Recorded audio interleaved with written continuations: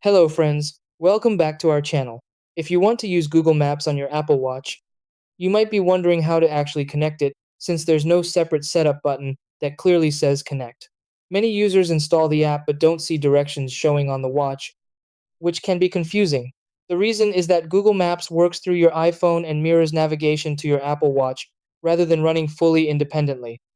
Once everything is set up correctly, your watch will show turn-by-turn directions, making navigation much easier while walking or driving. The good thing is that the process is simple and only takes a minute once you know the steps. Try these. Step 1. Install Google Maps on your iPhone from the App Store.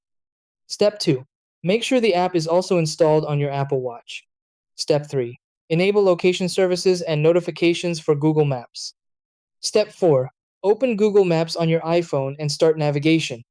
Step 5. Your Apple Watch will automatically connect and display directions.